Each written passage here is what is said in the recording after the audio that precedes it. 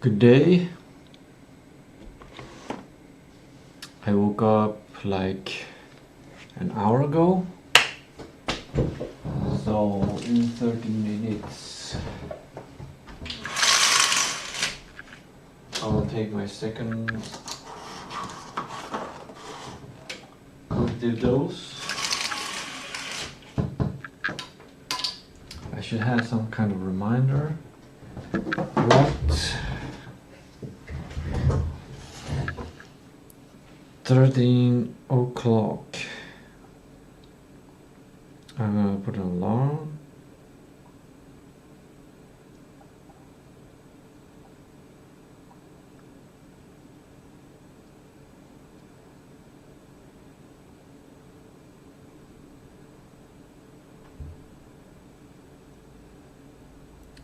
Now I have a tea alarm.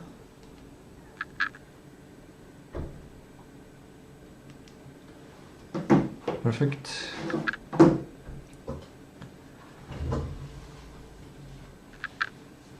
I just watched some AI news and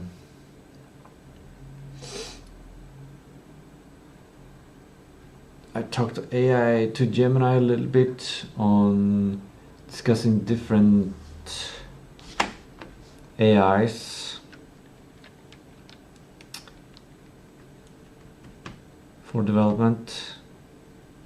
If I should spend on Anthropic Cloud Code API tokens, or if I should rent a server, install my own LLM local there and run that. But the cost is cheaper for using a cloud service or serverless.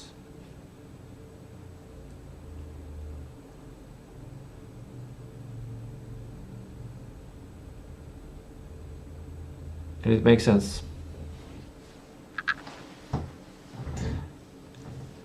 Because like the idea of mass production and automation, if you have a big data center and you have a lot of people using the same data center, and you can charge some people much more and charge some people much less depending on compute. Like you pay $200 for a cloud code subscription, and then you get tokens every 5th hour, but you don't use all the tokens. That's free money for Anthropic if you don't use all the tokens. So, and I think most of the people do it like this.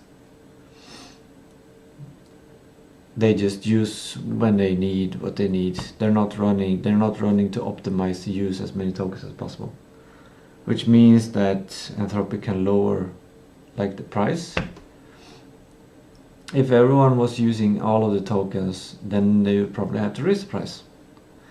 And they have a big data center where everyone can use it, and yeah, making each rack in this bigger data center, it costs less per rack than if you're making a smaller data center and just a couple of racks.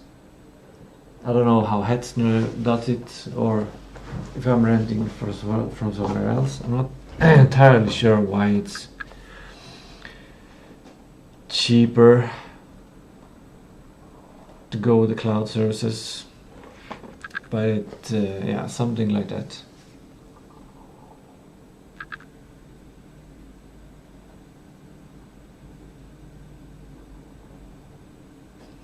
Today is Sunday, it's the admin day. I'm gonna start with sharing the live. I don't feel quite like as engaged as I usually feel. I don't know why. Maybe it's because I unconsciously know that it's admin day.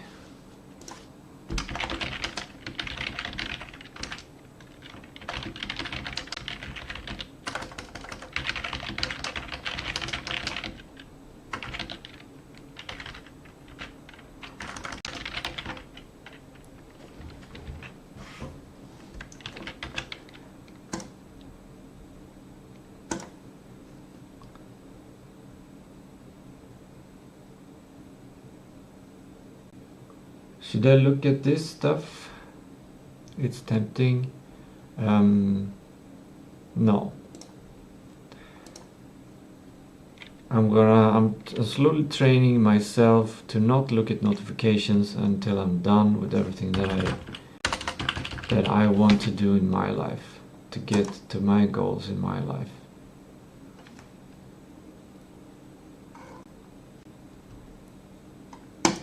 There we go. Let's put this on the screen so I can see the chat. And now let's open up a new window and see my calendar. Or should I first look? No, I think here. I'm gonna look at my calendar and do some calendarizing. I kind of planned June. I'm gonna get back to that next Friday, because now I'm not planning in 1 month at a time. Did I just go back? I didn't want to go 2 weeks.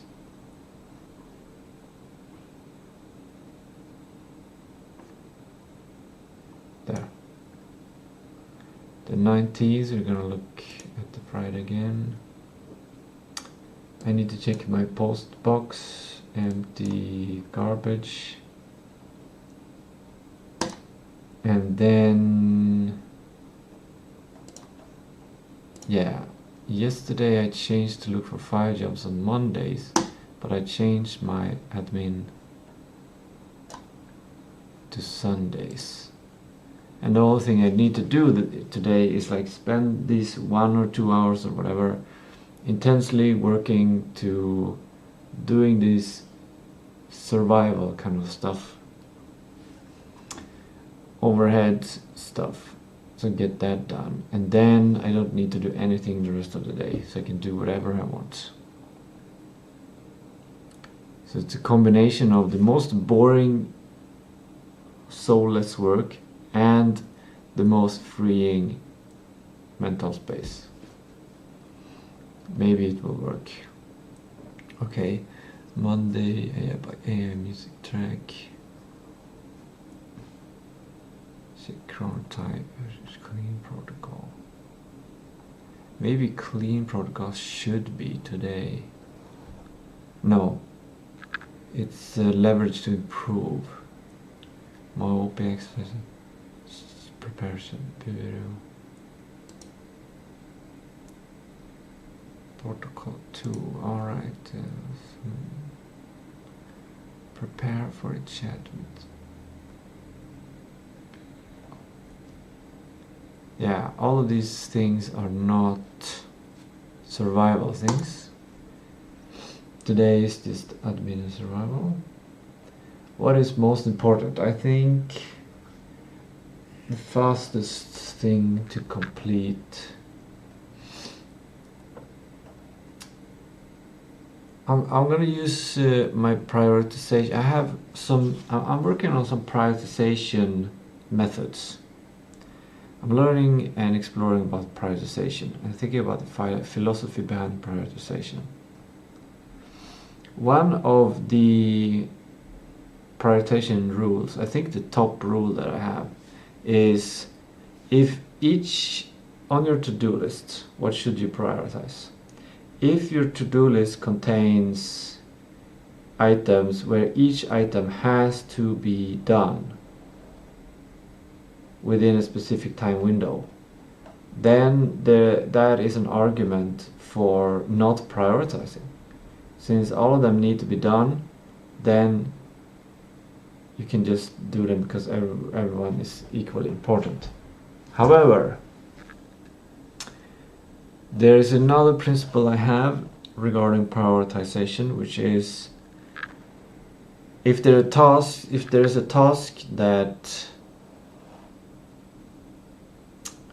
is a leverage task, which makes other tasks done or easier to do, then I should do that task. In this case, checking my mail and emptying the garbage will not, when you just look at the tasks content, it will not make it easier to look for a job. But if I would have a task to like set up my stationary computer instead of my laptop, like I have my laptop available, but I have a task to set my stationary computer, which makes it easy to work digitally, then I should prioritize that task before looking for a job, because I do that on my computer. That's an example. But I have a sub rule in this category of finding the leverage task or doing a task that makes other tasks easier. And that is a rule of lessening cognitive load by doing the fastest tasks first. Because right now I have 3 tasks, and that takes up basically 3 stuff in my brain. I simplify it to that. 3 places in my brain. And both it can feel daunting to have a lot of tasks. So the fewer tasks you have, the better. The easier to think in general. So if there are these 3 tasks and one of them is really quickly done, then I should probably just do that. Plop. Then it becomes, after that, first of all, prioritization becomes much easier because you just have 2 tasks. And you don't need to think about this, so you don't have the cognitive load. It's connected to that. But this, looking for 5 jobs, it's a hierarchy task. This is a new category. This is a new thing I have come up with. A hierarchy task. It means that it's a task that contains subtasks. This one clearly contains 5 separate tasks that are identical in a sense. They might take a different time or the same time, but it is an epic kind of task.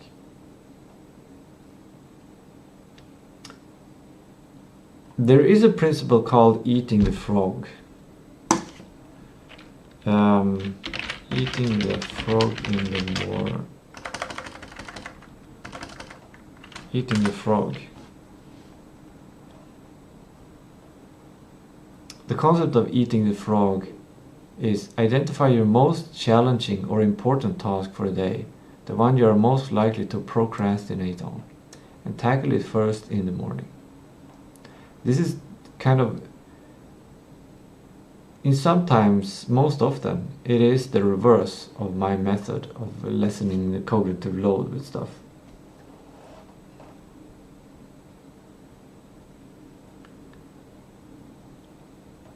The name comes from a quote attributed to Mark Twain. If it's your job to eat a live frog, it's best to do it first thing in the morning, and nothing worse will happen to you for the rest of the day. Instead of, I guess instead of dreading the whole day, oh I'm gonna eat the frog, oh I'm gonna eat the frog, oh I'm gonna eat the frog, and then at the end of the day you eat the frog. Eliminates dread. Yeah, once your hardest task is complete, the rest of the day feels much easier by comparison. Builds momentum. Finishing a significant task early provides an immediate sense of accomplishment and intrinsic motivation. Preserves energy. You tackle high impact work when your willpower and mental energy are freshest, rather than draining it on trivial tasks. Prioritizes deep work. It ensures your focus on your own priorities before external distractions like email or meetings can steal your focus. Yeah.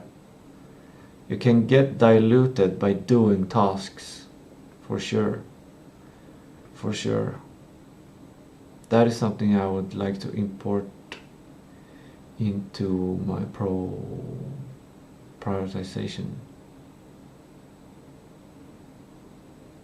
system. Tasks that when you go through them, or after you completed them, yeah, that's better, after you completed them,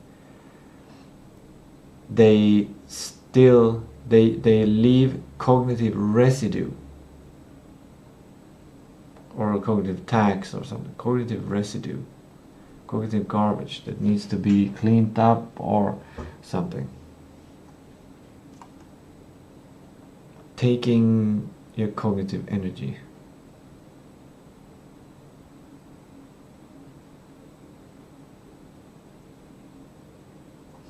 I don't know how to deal with that, how to use that in my prioritization network.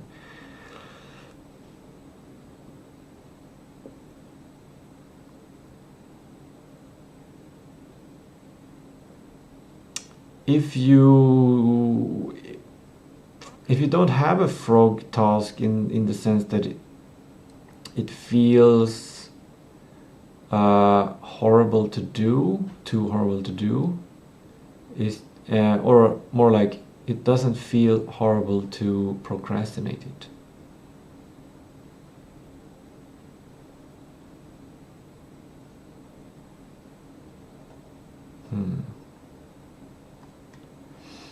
But I guess in my case I don't have really cognitive overload.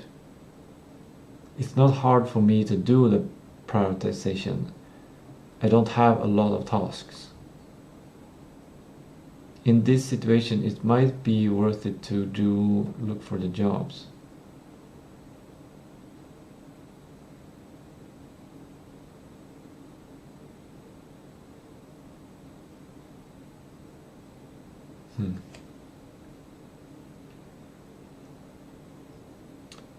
But these two will hang over me while I look for jobs.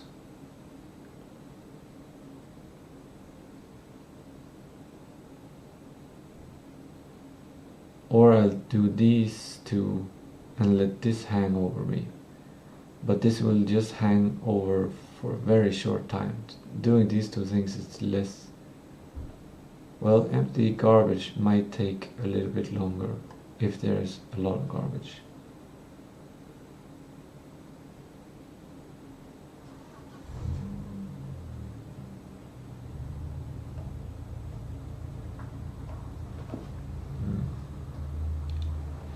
And there's a small prioritization when it comes to between these two, because after I've emptied my garbage, then it's better to check my mail after I've emptied garbage. I don't know how to put this in principles for prioritization, but going outside to get the mail is very similar to going outside to empty the garbage. So if I do first check my mail, I go down and up 2 trips. But if I first go, like if I am down there and I've checked my mail and I don't have my garbage, then I have to do 2 trips more. If I empty garbage and I'm down there, then I can check the mail and then go up. So it's just 1 trip. This might seem silly, but it's I'm training this mental way of prioritizing, so I'm getting good at prioritizing the big stuff. Because this doesn't put any pressure on me or stress to think about, philosophize about prioritization. But when these tasks in the future become things like develop an AI system that takes 2 years, develop something that to do, or build a whole house or something, then it becomes much more important to prioritize. You can gain so much more. Like imagine this trip would be a trip to another country, it would take several days. Imagine I would do this task first, go to the trip and back, and then do this, go to the other country and back. That would cost so much more.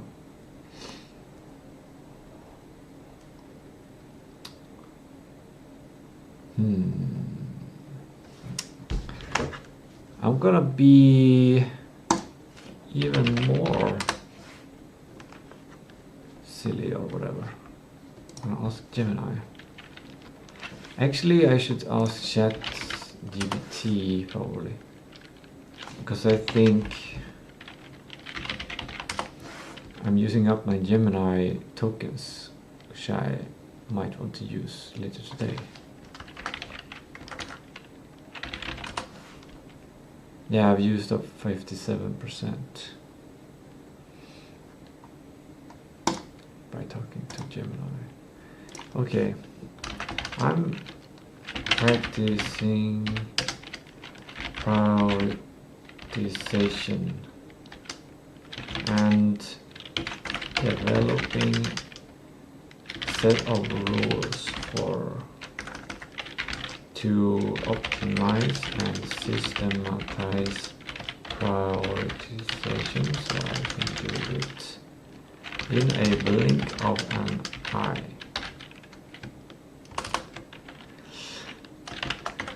Currently I have 3 tasks that I practice on. Taking out,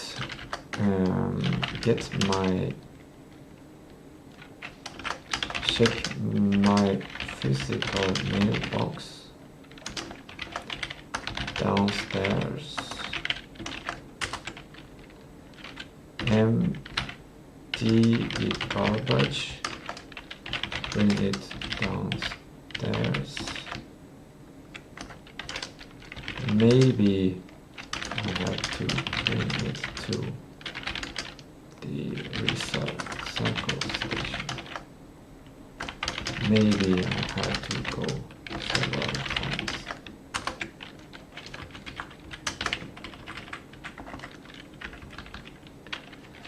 Look for 5 jobs. I will be using my computer.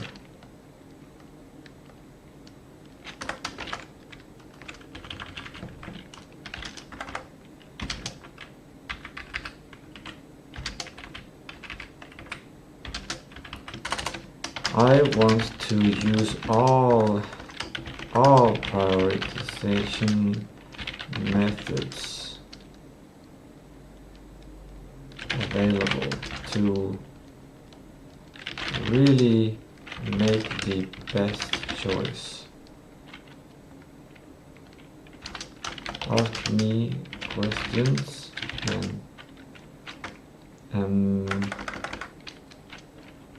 tell me about the principles I can use. Ask me questions to help me prioritize. The sky is brilliant.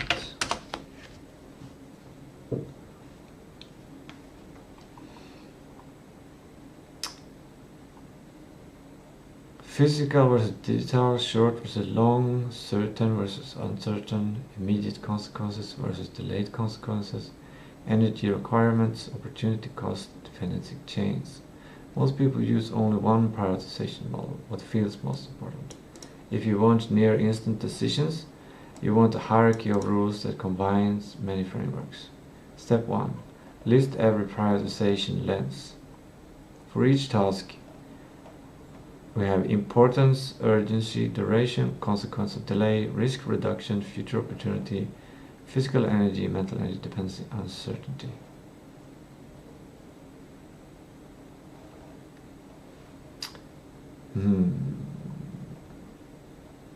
It does not have all of my perspectives. It doesn't have the leverage idea.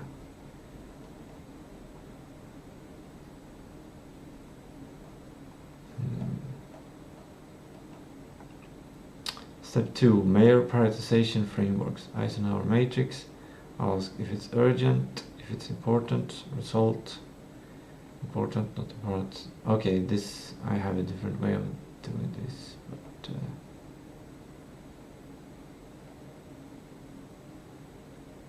that's kind of, this is a good system. If it's important but not urgent, then schedule. If it's important but urgent, do now. If it's not important and not urgent, eliminate. If it's not important but it is still urgent, delegate. That one I don't understand. If something is not important, why not just not do it at all? Questions. Is there a deadline on the job search? Is garbage overflowing? Are you expecting important mail? Those are very creative questions. They don't come from a system. Those are just associations. Cost of delay. What happens if I wait? Mailbox. Maybe nothing. Maybe a bill. Garbage. Maybe smell. Maybe inconvenience later. Jobs. Fewer applications submitted. Potential lost opportunities. Questions. Must 6 applications be complete? Why does it say 6? It said 5. How many already completed? Is garbage becoming a problem today? Risk reduction. Which task removes? I feel like this is just making this is making big data. This is not this is extracting. This might be the first step of prioritization, to extract a bunch of data related to the consequences of different options. But I feel like I haven't checked the end, but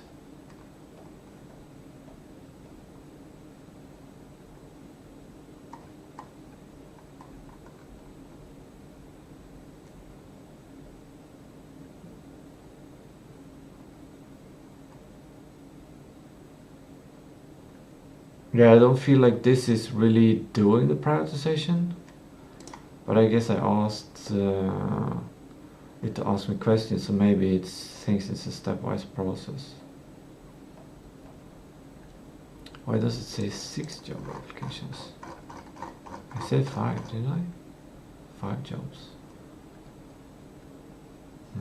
Very interesting.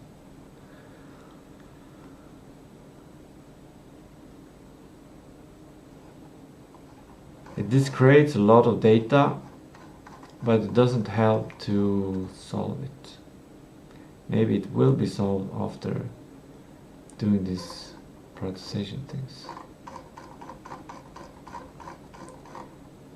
I'm gonna go to the toilet, I think.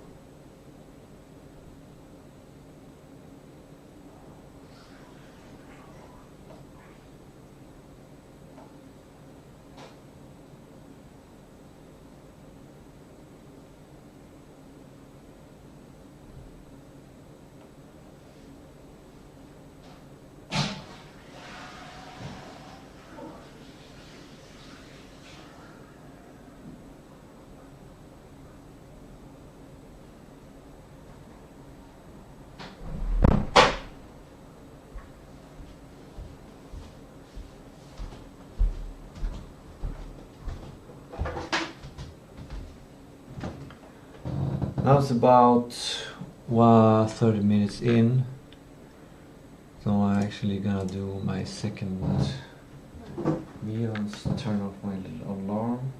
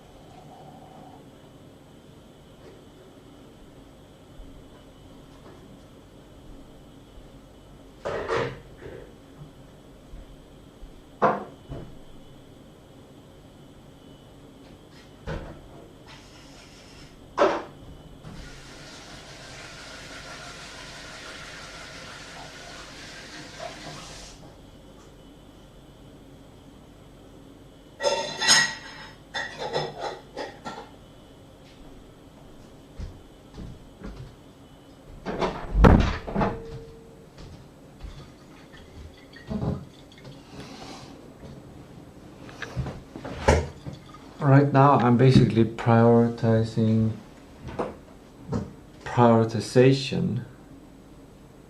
and a subcategory of that, which is to terrain prioritization.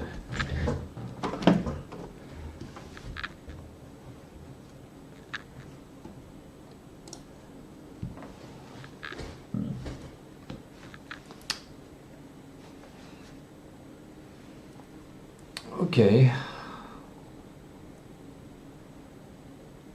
Sometimes prioritization should not be prioritized. Like in this specific situation with these simple tasks, and all of them can be done today and they should be done today, and they don't affect each other, then I should do the ones that take lessest time. But these do affect each other. So I should be empty my garbage, check my mail on the way up. So the first step is the priority number 1 is empty garbage. Priority number 2, well, actually I prefer usually to just prioritize one thing, because that creates a better focus. But it's not as proactive as thinking, oh, this is what I'm going to do next. So I'm preparing. Like I could have potentially I could have 2 things in mind at once. Sometimes the task allow for that, but mostly I work on tasks that doesn't allow for any brain availability for other than the focus tasks that I'm doing.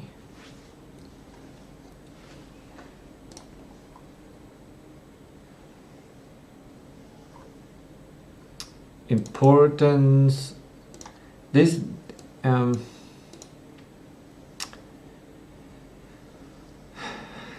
these are things that use up cognitive resources, and how important something is, that is kind of an abstraction. But I guess if I practice deciding what is important or not, it will eventually just be very easy to determine what's important. Looking for 5 jobs is most important.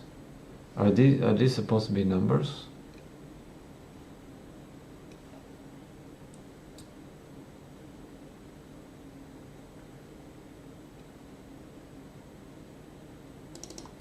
Urgency, garbage is the most urgent. Then mail and jobs. Duration, jobs takes the longest time. Second leg, longest time. Shortest time. Consequence of delay, depends on how long delay is.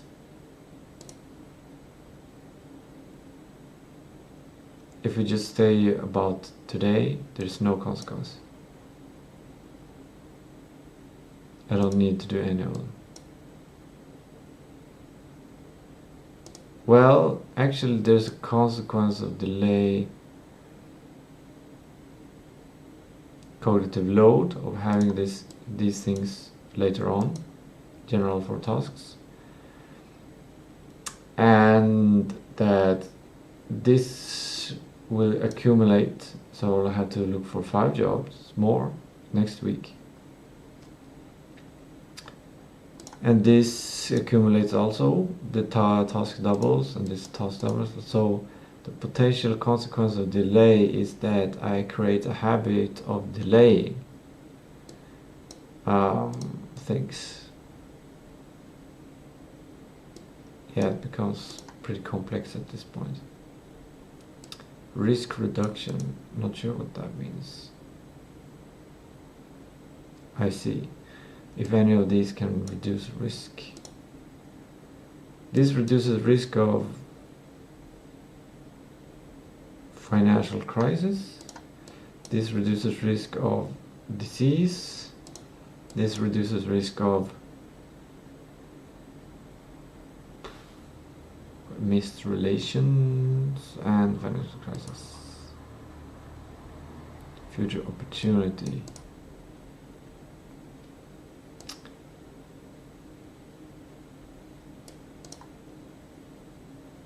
This just creates a clean space. A better smelling place. This will probably not lead to any future opportunity. This will lead to future opportunity of getting a job or networking.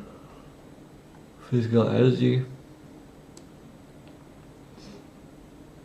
Physical energy. These ones are light. This one is negative because it's sitting by a computer. So I would say this costs more physical energy because I need to fix that it creates a problem. Mental energy. No mental energy, no mental energy. Well, yeah. Low mental. No mental energy, low mental energy. High mental energy. Medium. Dependency. There's no dependencies. Uncertainty. There's a little uncertainty because I don't know how much garbage I have. And there is always some uncertainty because I don't know what jobs I will find and how the application process is. But then again, like now I filled out a whole matrix, a whole table of data. It just feeds in, like, I guess it kind of works if I just feed it in to my mind and then later on I use it intuitively. Like there's a intuitiveness to prioritization. But that is not a scalable system of prioritization. Major prioritization frameworks, metrics, urgent, important. All of them are important and not urgent. So we should schedule them. Yes, there's a deadline. No, garbage is not offline. I'm not expecting mail.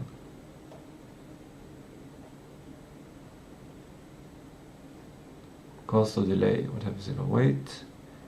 Maybe nothing, maybe a bill, maybe smell, maybe convenience, free jobs. There's also opportunity. 6. Yes. How many are these garbage coming? Risk reduction. Which task removes the largest uncertainty? The job application.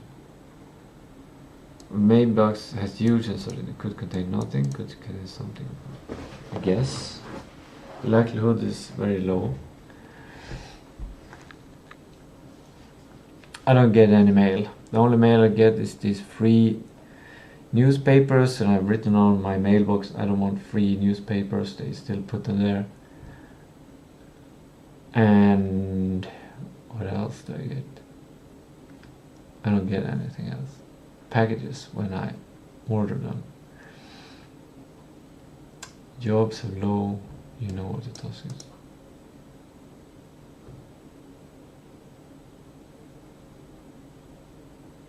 Okay. Oh, the result. No. I don't know how this reason it quite works. It doesn't feel thoroughly thought out.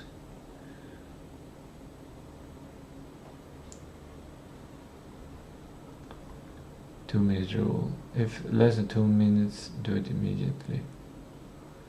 No, I think that creates ADHD, an ADHD pattern.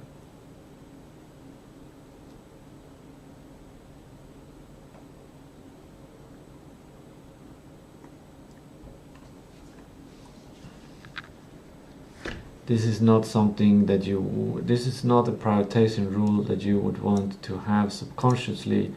This is something that you don't want to practice. This always has to be connected to a conscious process. Otherwise you might end up with 100 tasks that takes 2 minutes each, that are not important and not urgent. You should probably just eliminate them. Well, I guess you could put this further down on the list of prioritization methods. Shortest job first, common in operation systems. Yeah. Finish smaller tasks first, possible ranking, mail, garbage jobs. Quick wins, reduce task list. Yeah. This is a good general idea, I think. But I guess just like the 2-minute rule, it's gotta be part of a bigger system.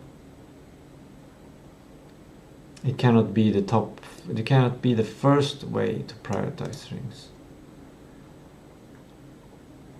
Yeah, there has to be, since there are several prioritization methods or questions that creates different kinds of prioritizations, there should be a prioritization of the prioritization rules, basically. Because you can spend all your life prioritizing, and then you don't get anything done. So you gotta have like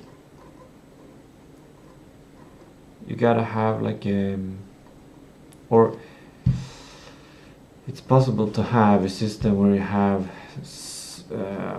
steps until you feel that you have the right prioritization, or until you reach a state of now you should not be prioritizing anymore. Now the prioritization is done. That should probably be a good prioritization system that tells when the prioritization is done in the system. Longest jump first, sometimes used when setup cost matters. Possible record. So,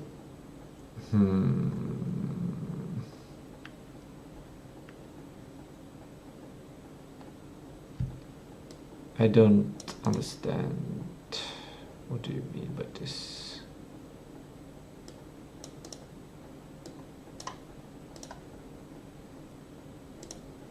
What if I just do that? Energy matching, morning, high cognition, do jobs, evening, physical chores. That's the kind of good rule. What time is it and what is your energy level? Yeah, that means that I should probably do jobs.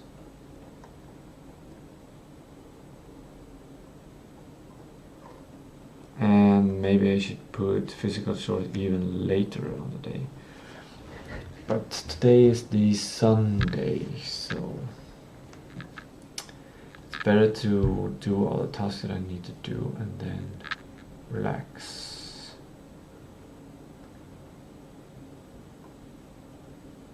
What time is it and what is your energy level? Context switching, minimization. Avoid switching between computer mode, physical mode. Why? Fill possible strategy, physical batch, mailbox garbage, then sit down once to jobs. This is often efficient. It's so silly. It's like, anyway. Opportunity value, which task creates future upside? Mailbox no, garbage none, potential income. Usually jobs win. Regret, minimization. Yeah, here's one thing. Like if I could make money before I need to go out with the garbage or check the mailbox, and then I can use the money to pay someone to go out with my garbage and check the mail. That might be more optimal. Regret, minimization. Tomorrow morning, which unfinished task would annoy you most? Regret, minimization. Oh, minimizing regret. If you wake up tomorrow, haven't checked mailbox. yeah, this is a good rule. This is a good idea. This really prioritizes jobs. It's similar to eating the frog. Economic value, a sounder of money, unknown, core 0, potential future jobs dominate. Assigning economic value. That's interesting. I've never thought about it like this. Which task gives most money? I think I need this.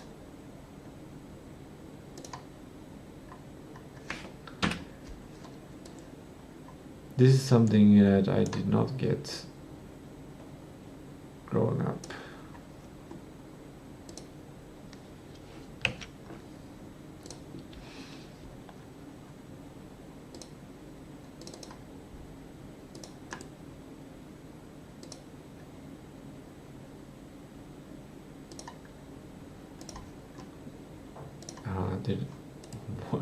What happened?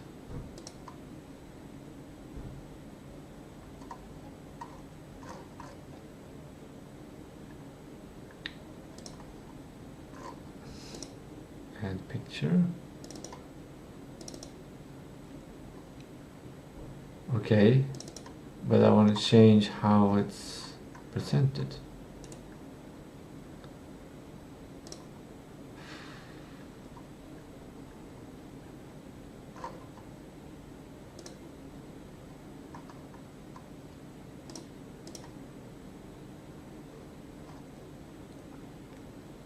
I know I've been able to see it somewhere.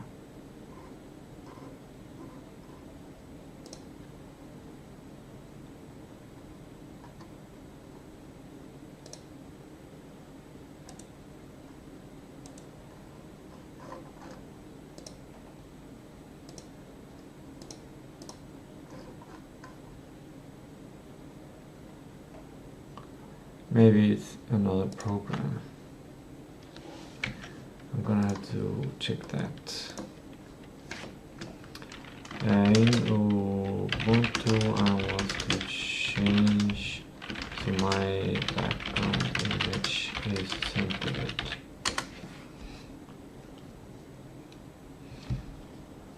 Settings, appearance, ads. It just gave me a method 1. It will not work.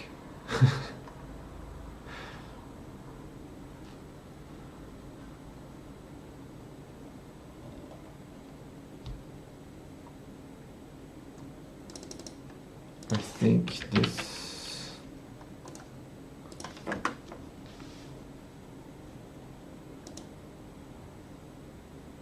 What? I just get the settings? How do I change the settings? Oh.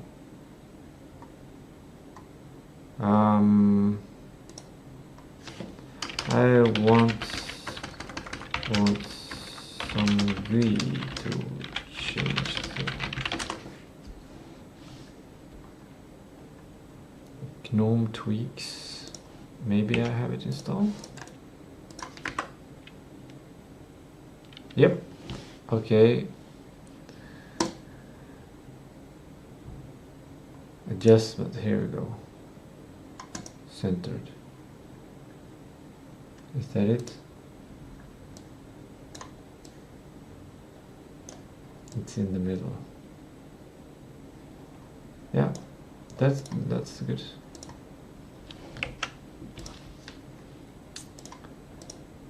Dependency analysis. Can one task reveal new tasks? My tea or my cognitive elixir is done.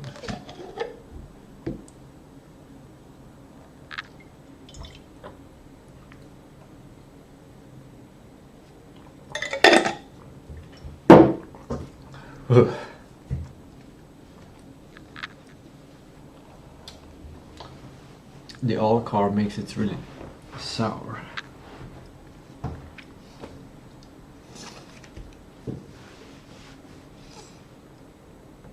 Dependency analysis. Can one task reveal new task? Reveal? Unlock. Mailbox reveal bills. Oh! Government forms deadlines. True, true. This is interesting.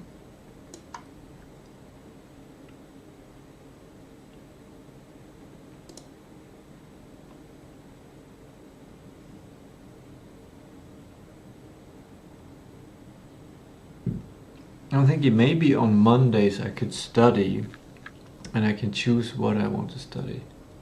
Not only study AI, I could study prioritization.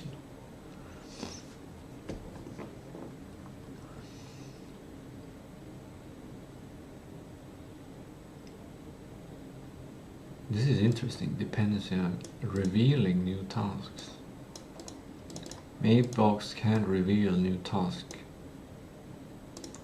Garbage rarely creates new work. Jobs doesn't usually reveal urgent surprises. In this case, mailbox may come first. Interesting. Interesting. I just got creative. I was thinking about Ultima Online, a really good old game. I don't know if it was because I just ate that stuff and that made me happy, or reading this. I think it was eating that stuff. Yeah. I think I've had slightly low blood sugar, and just eating that increases my blood sugar immediately, even though it doesn't.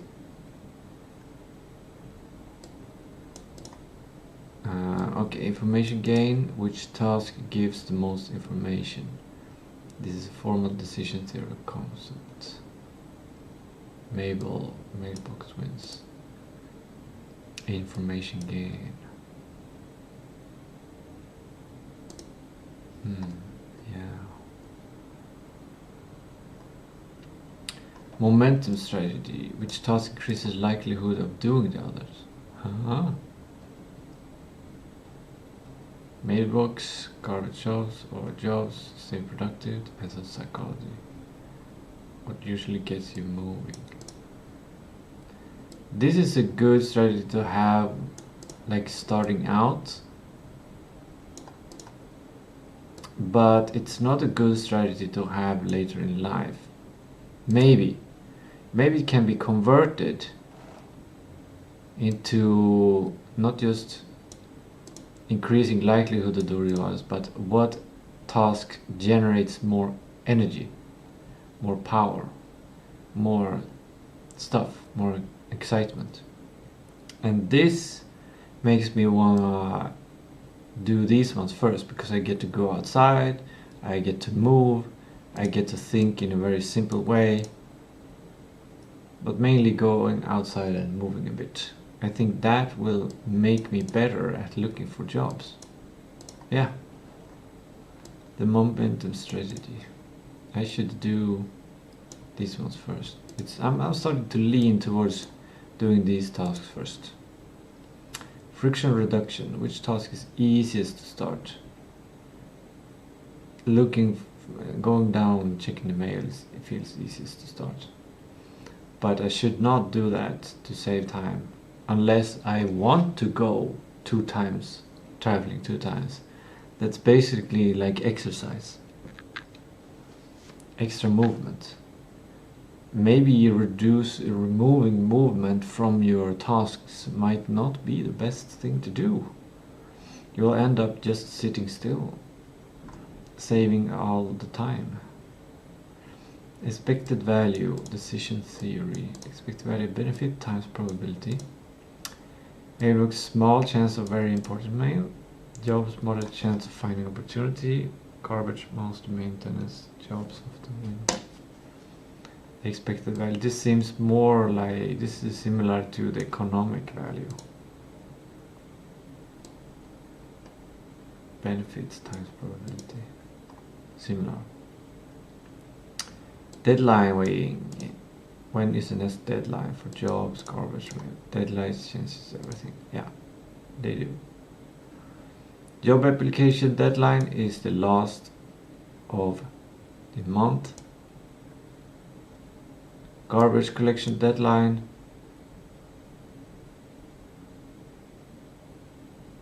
Depends on how clean I want things to be. But I would say a week. Mail retrieval deadline. That depends on what I get in the mail. Maybe I can survive by checking the mail every other week. In worst case scenario, I'll get some mails pretty late.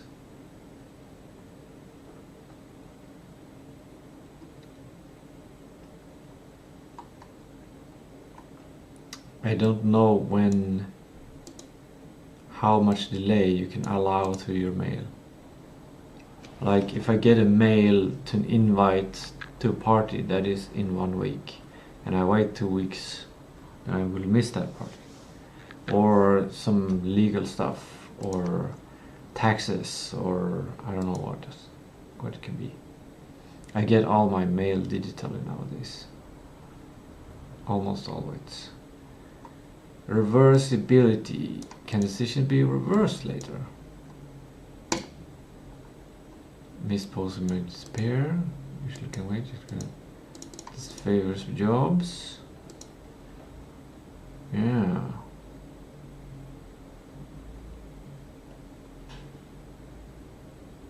Kind of.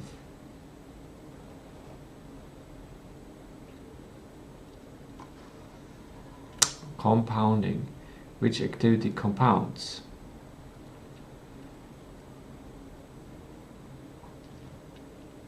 I think Alcar is affecting my teeth. I think it's sour and affecting my teeth.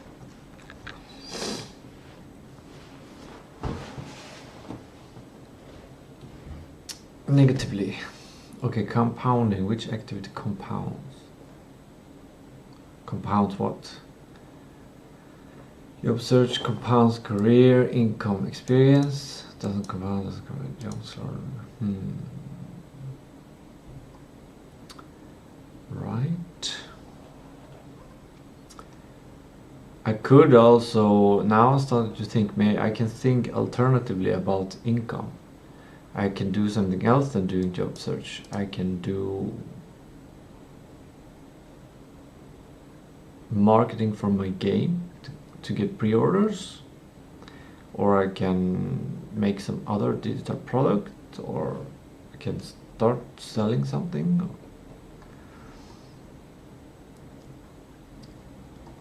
I can make something and sell it, or sell something and that's income, and then I don't need a job. Maintenance versus growth, a powerful framework. Maintenance, garbage pail, growth at jobs. If neglected, maintenance causes disaster. Do maintenance first, otherwise growth wins. Yeah, this is kind of the basic mindset that I've been lacking, that I think have been holding me back a lot in my life. Not prioritizing maintenance and taking shortcuts in maintenance. So I think this is a pretty good prioritization rule to learn in the beginning when learning prioritization.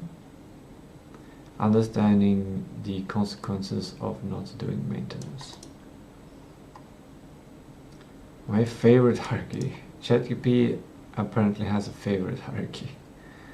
If I were building a Blickabonai prioritization system, I would evaluate in this order: safety, hard deadlines, irreversible losses. These are not connected to the other things mentioned. First safety, then hard deadlines, then irreversible losses, high information gain, then growth activities, then maintenance at 6. Convenience is applied to your 3 tasks. If not important mail is expected, garbage is not flowed for jobs, mail or garbage. If mail could contain something important, mail or jobs garbage is created by garbage jobs. To determine the objectively strongest order. Also this. How many of the required 6 jobs apply? Longest jobs first. I was asking about one of these. Longest job first.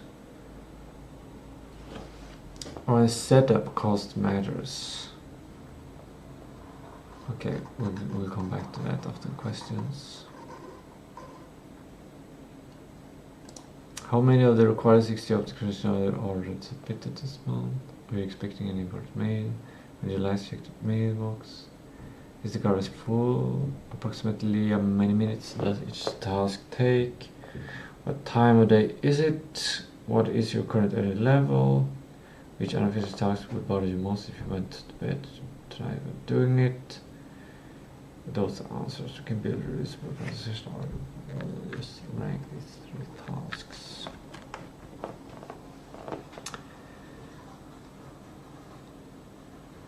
The idea behind longest job first is not that long tasks are inherently more important. It's that sometimes long tasks suffer from a hidden problem. They are easy to procrastinate and difficult to fit into the remaining day. Mailbox 5, garbage 15, job 19. If you always do the shortest tasks, they can become mailbox, garbage, coffee, email, small errand, another small thing. Suddenly 90 bucks never happens. Yeah. Longest jump first is commonly used when the long task is important. The long task requires uninterrupted focus. Starting the task is the hardest part. Starting the task is the hardest part. The shorter task can safely wait. Set of cost refers to the mental transition. Sitting down on the job review. That might take 10 to 20 minutes before proactive work even begins. If you stop after checking the mailbox and take out garbage, you may have to pay that set of cost later. If you start a job immediately, you pay it once and stay in the project. You stop after checking the mailbox and take out garbage.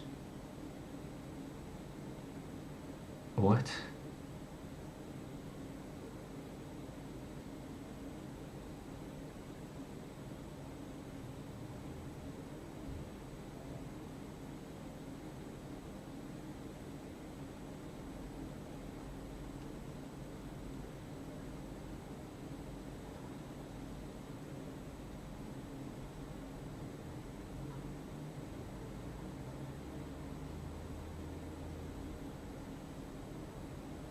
This doesn't make sense. And I'm not gonna ask it, because if I ask it, it's gonna become even more confused. That's usually the case. In your specific example, the task naturally is split into physical context and computer context, context switch.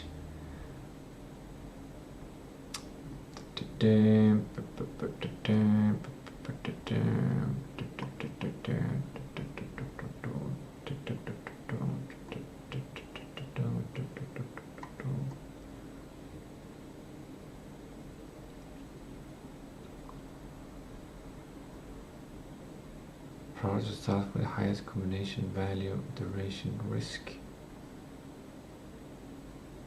That's more interesting.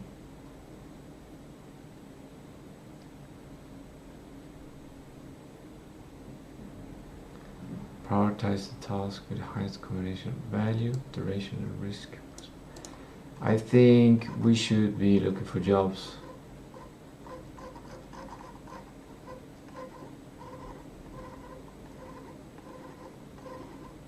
I think that is the best habit to create in this situation.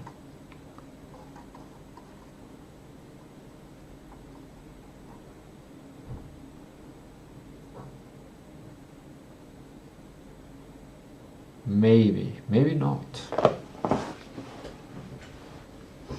In this situation, I'm gonna go with the prioritization of, if I go out, I'll get a kind of break from sitting at the computer all morning. I also remember I forgot to I just realized I reflectively am doing Kundalini yoga for my back. I haven't been moving, I haven't done any squats, I haven't done sun salutations, and I think I should get more small movements in during the day. I'm gonna put that as a health improvement.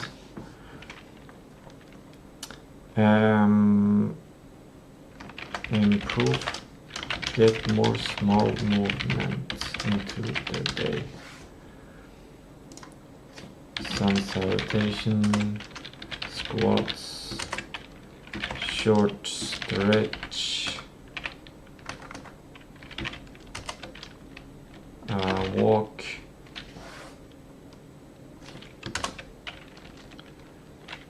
go outside and climb a tree.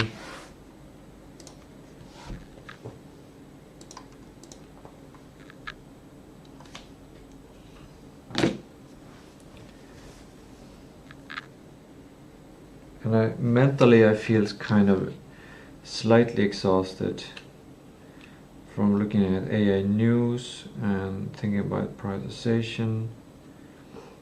And I'm not sure if I slept good, but not perfect.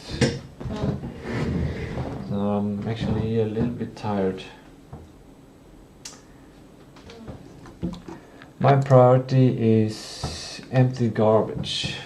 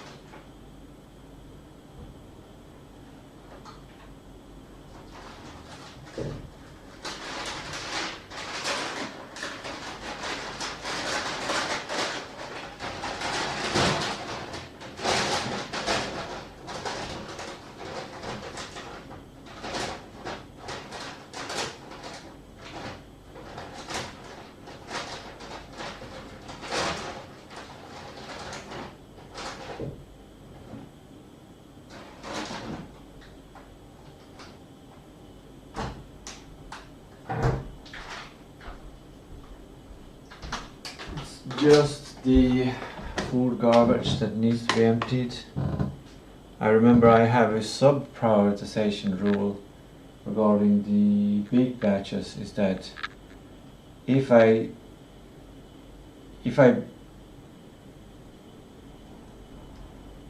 will in a week accumulate more trash so that it takes 2 trips, then I should go out with a bigger garbage. Glass bottles, metals and plastic and cardboard. Because then I can do it in 1 trip. And next week it would take 2 trips. And if it's not full enough, then I will do more trips than necessary. Because I don't need to do a trip every week on that garbage. I just realized I have this garbage can as well, which I'm going to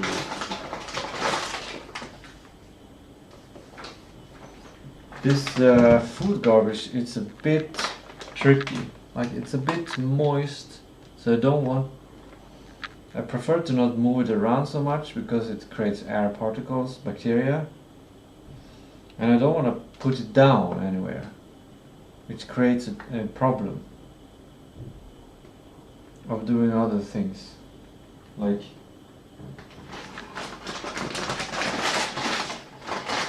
I might be able to hold it in one hand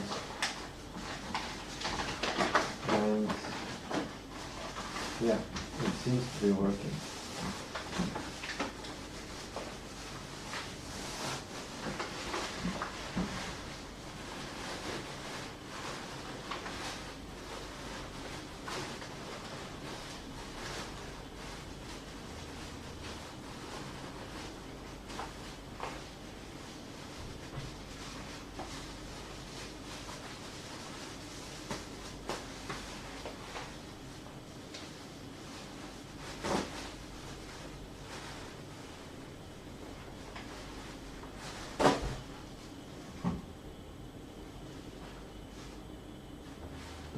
I'll replace the bag later.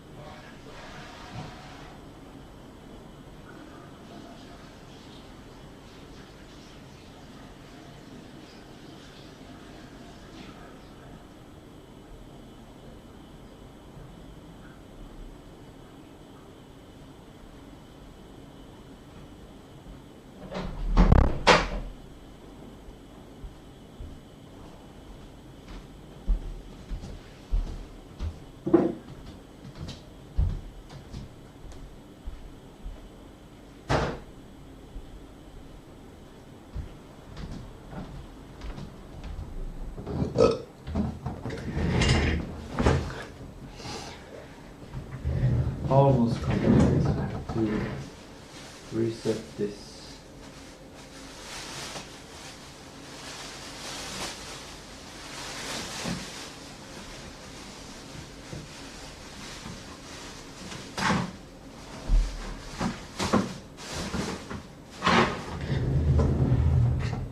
There it is. Thumb super is done and checkmail is done.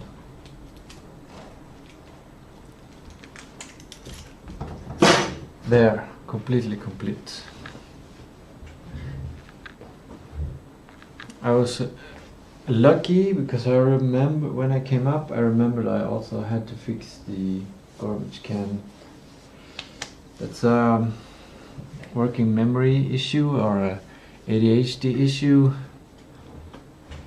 because I started to think about a bunch of stuff when I did the tasks.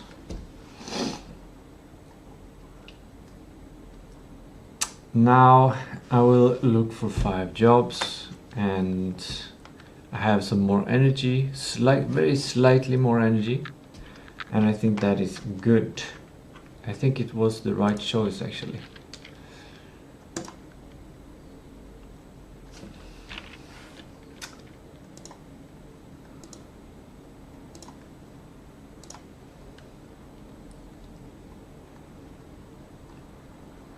That's, oh my god, stop getting in my way.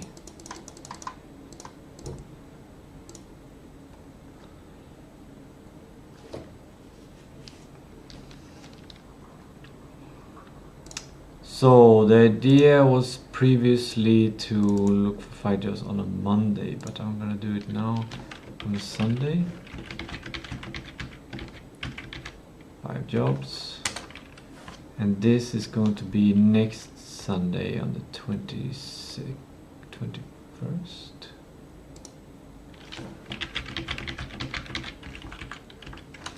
Alright, today, 21st. And I'm way ahead of the jobs that I need to apply for.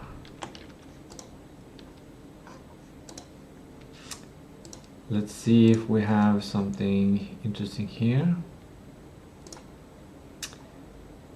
VD, affärsutvecklare, affärschef, Java, dataingenjör,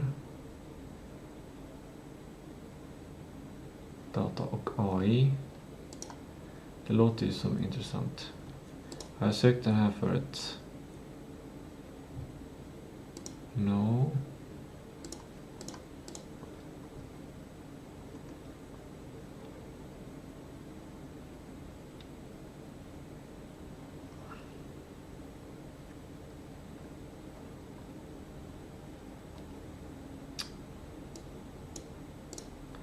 SQL, easy. I can probably learn this quickly.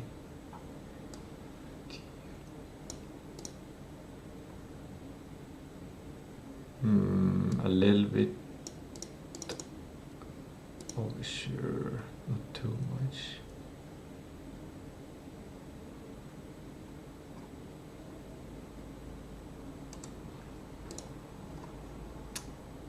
I'll send an email to this.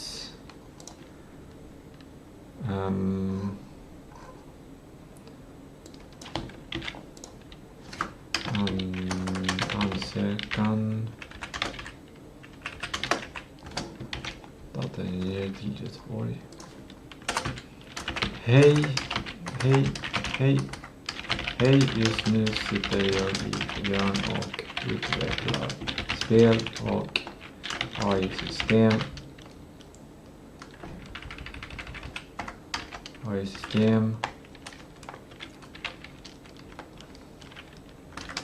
Från teori till praktik. Har mycket grundläggande datakunskaper.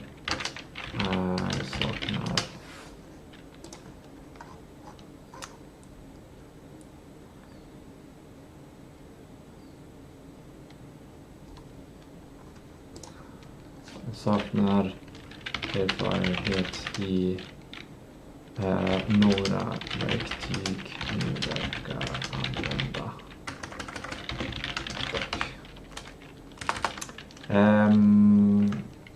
Hör gärna av er vänner om ni är intresserade av anställande.